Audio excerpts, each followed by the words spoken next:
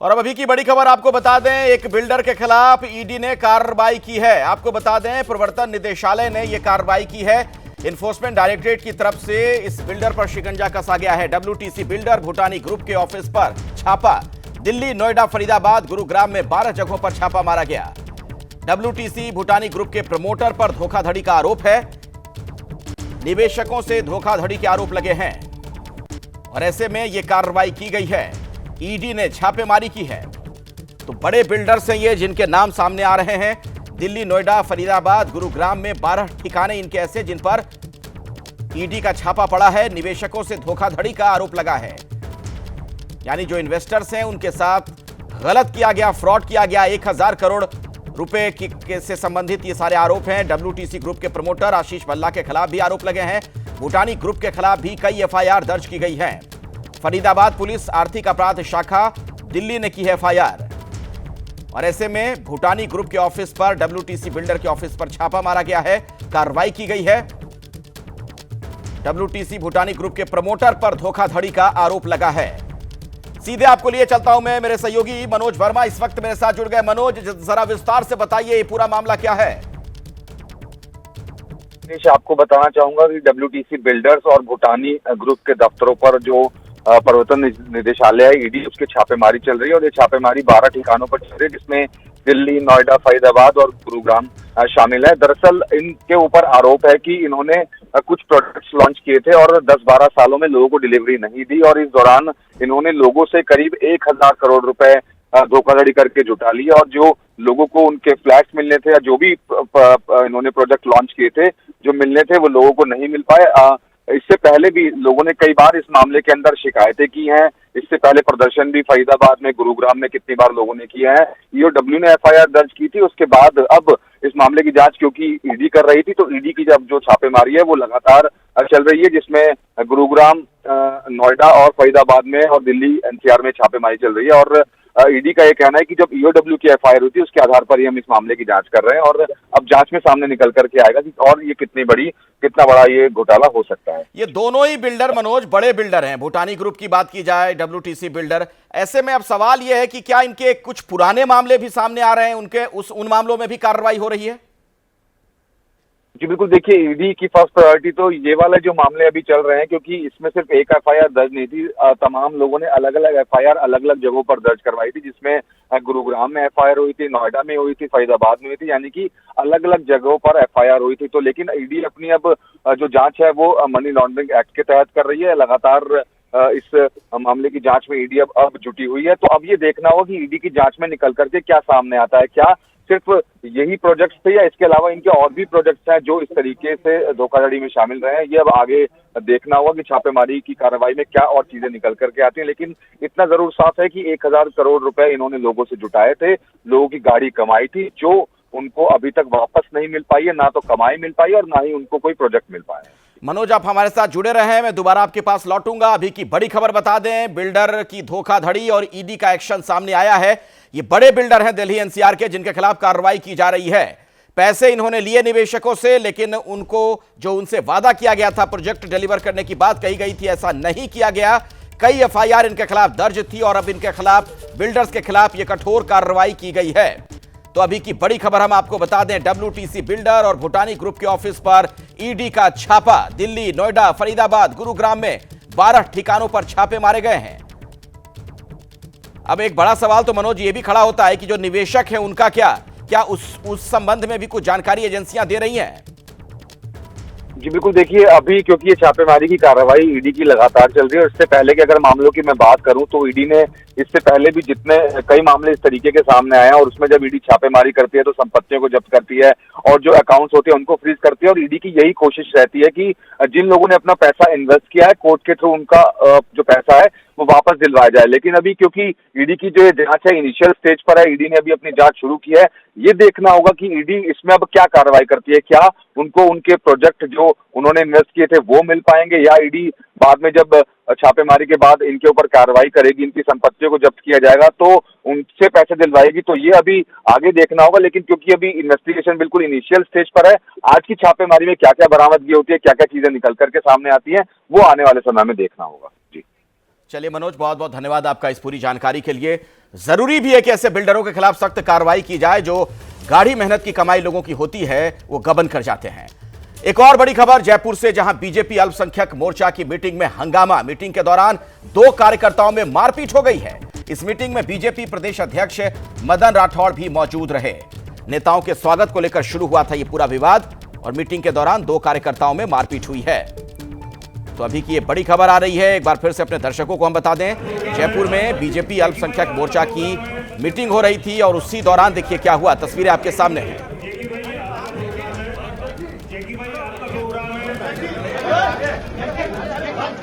दो कार्यकर्ता आपस में ही भिड़ गए, गुत्थम गुत्था हो गए।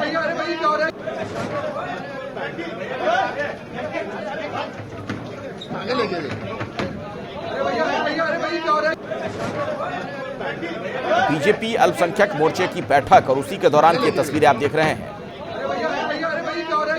जयपुर में बैठक बुलाई गई थी, वहीं पर ये कार्यकर्ता आपस में कुछ इस तरीके से भिड़ते नजर आए। लोगों ने उन्हें समझाने बुझाने का प्रयास किया।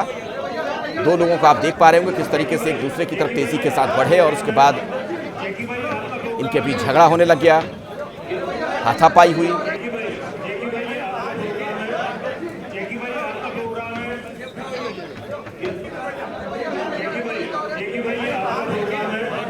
तो जयपुर में बीजेपी अल्पसंख्यक मोर्चा की मीटिंग में हंगामा हुआ है। मीटिंग के दौरान 2 कार्यकर्ताओं में मारपीट हुई।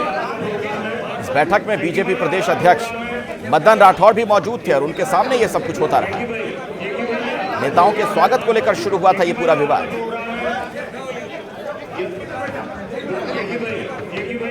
नेताओं के स्वागत को लेकर विवाद हुआ और उसके बाद देखिए किस तरीके के हालात बन गए।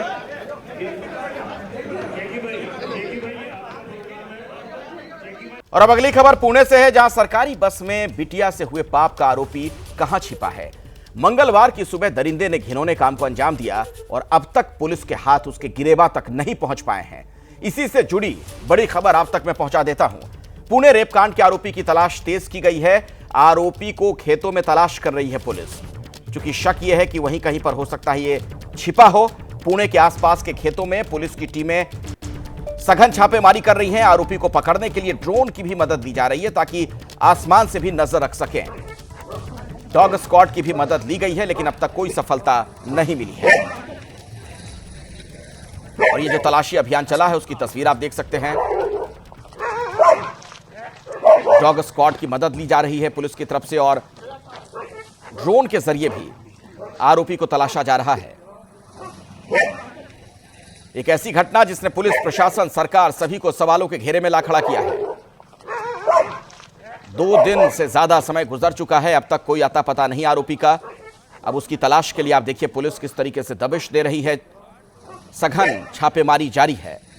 ये पूरा खेत आसपास का जो हिस्सा आप देख रहे हैं इन तस्वीरों में भी, और ऐसे में शक है पुलिस को कि आरोपी छिपा हो सकता है इन खेतों में, तो डॉग स्क्वाड की मदद ली गई है। ये गन्ने के खेत हैं जहां पर पुलिस तलाश कर रही है। तो पुणे रेप केस का आरोपी फरार और उसकी तलाश में पुलिस, ड्रोन की मदद भी ली जा रही है ताकि कहीं अगर किसी पेड़ के पीछे, झाड़ियों में, गन्ने के खेत में छिपा हो आरोपी तो आसमान से उस पर नजर रखी जा सके, देखा जा सके उसे कि कहां छिपा है। तो आरोपी की तलाश में पुलिस अब एक्शन में नजर आ रही है, लेकिन अब तक क्यों नहीं पकड़ा गया ये सवाल लगातार बना हुआ है। और इन सबके बीच महिलाओं की सुरक्षा को लेकर गंभीर सवाल खड़े हो रहे हैं। विपक्ष सरकार पर हमलावर है। 1 लाख का इनाम भी घोषित किया गया है। जो इसके बारे में कोई जानकारी देगा 1 लाख रुपए का उसे इनाम दिया जाएगा। पुणे रेप केस पर सियासत कैसे गर्म है वो भी जरा देखिए। एक और विपक्ष सरकार पर हमलावर है, दूसरी ओर महाराष्ट्र के डिप्टी सीएम एकनाथ शिंदे ने आरोपी को फांसी की सजा की मांग की। एकनाथ शिंदे ने कहा कि आरोपी कोई भी हो, किसी भी पार्टी से ताल्लुक रखता हो, उसे कड़ी से कड़ी सजा मिलेगी।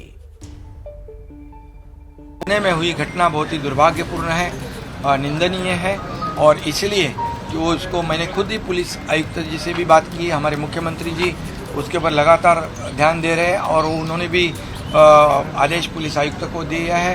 पालक मंत्री अजीत दादा भी इसका फॉलोअप ले रहे हैं और इसमें इसको जल्द से जल्द पकड़ा जाएगा उसके ऊपर कड़ी कार्रवाई की जाएगी। हमारी लाडली बहनों योजना के लिए 50% एसटी में हमने सहूलियत भी दी, और ऐसे कोई नराधम जो गुनाहगार ऐसे गुनाह करता होगा, तो हमारे लाडली बहनों के ऊपर अत्याचार करता होगा, तो उसको बिल्कुल बख्शा नहीं जाएगा, उसके ऊपर कड़ी कार्रवाई की जाएगी, उसको फांसी की सजा मिलनी चाहिए। ऐसे गुनाहगारों को ऐसी भूमिका सरकार की है। आइए सीधे मैं आपको लिए चलता हूं अपने सहयोगी सूरज ओझा के पास। सूरज, लाडली बहना योजना तो सरकार लाती है, लेकिन लाडली बहना के साथ अगर ऐसा होगा तो जाहिर तौर पर सरकार को लेकर भी गंभीर सवाल खड़े होंगे। विपक्ष भी सवाल पूछ रहा है, और सबसे अहम सवाल यह कि आरोपी अब तक कहां है, कुछ पता नहीं चल पा रहा है।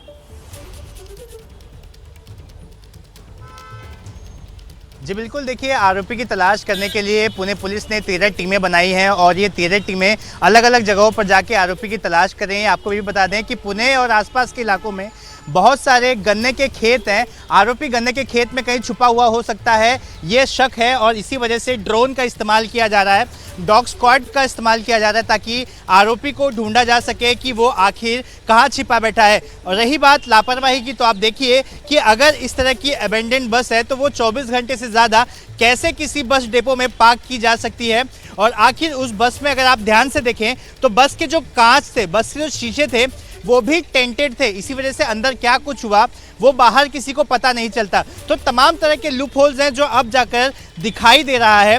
रही बात आरोपी की तलाश करने की, तो पुलिस ने पूरी एड़ी चोटी का दम लगाया है, ऐसा दिखाई दे रहा है, लेकिन अभी तक उनके हाथों में कोई भी सफलता दिखाई नहीं दे रही है। आरोपी की जानकारी देने वाले को 1 लाख रुपए का इनाम दिया जाएगा, ऐसी भी घोषणा कर दी गई है। इस पूरे मामले में 25 से 30 लोगों के बयान अब तक दर्ज किए गए हैं। कई लोगों को हिरासत में लिया गया है, उनसे लगातार पूछताछ की जा रही है। ये वो लोग हैं जिन्हें हिरासत में लिया गया है, जो किसी न किसी माध्यम से आरोपी से कनेक्टेड थे। ऐसे लोगों से पूछताछ की जा रही है। तो पुलिस इस पूरे मामले में जांच करी। 50 से ज़्यादा पुलिस अधिकारी पुणे और आसपास के जिलों में कैंप कर रहे हैं, आरोपी की तलाश कर रहे हैं। डॉग स्क्वाड के साथ इनकी 2 से 3 टीमें हैं जो अलग अलग गन्ने के खेतों के आसपास जाकर तलाश कर रहे हैं। वहीं ड्रोन का भी इस्तेमाल किया जा रहा है, लेकिन फिलहाल पुलिस के हाथ अभी भी खाली नजर आ रहे हैं। जी बिल्कुल, लेकिन जिस तरीके से सरकारी बस में इस घटना को अंजाम दिया गया, जिस तरीके का कृत्य हुआ है, उससे भी कई सवाल खड़े हुए हैं। उस पर मैं आऊंगा आगे, आपसे हम बातचीत करेंगे। अपने दर्शकों को बता दें, एक ऐसी खबर जिसको लेकर सरकार पर भी सवाल खड़े हो रहे हैं, पुलिस को लेकर भी सवाल खड़े हो रहे हैं, प्रशासन को लेकर भी सवाल खड़े हो रहे हैं। तस्वीरें हम आपको दिखा रहे हैं लगातार। इन तस्वीरों में आप देख पा रहे होंगे किस तरीके से पुलिस एक्शन में है, तलाशा जा रहा है आरोपी को, और अब डॉग स्क्वाड की मदद ली गई है। ये पूरा जो आप देख रहे हैं इलाका, वहां पर खेत हैं, दरअसल गन्ने के खेत हैं, और ऐसे में आरोपी कहीं वहीं छिपा होगा, इस तरह की जानकारी मिल रही है। और अब ये जो तस्वीर इस वक्त आप देख रहे हैं, ये पटियाला की तस्वीर है। नशे के खिलाफ यहां पर प्रशासन सख्त। पिछले कुछ दिनों से मान सरकार लगातार इस तरह की कार्रवाई करती हुई नजर आ रही है।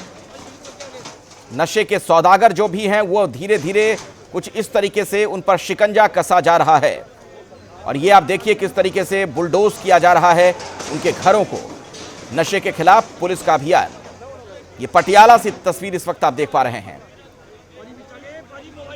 पंजाब जहां पर नशा एक बहुत बड़ा मुद्दा चुनाव में भी रहा, और अब जाकर सरकार इस मामले में पूरी तरीके से एक्शन में दिख रही है। पिछले कुछ दिनों से नशे के सौदागरों के खिलाफ पुलिस सख्त है, प्रशासन सख्त है, और उसी कड़ी में आप देख रहे हैं बुलडोजर चलाए जा रहे हैं।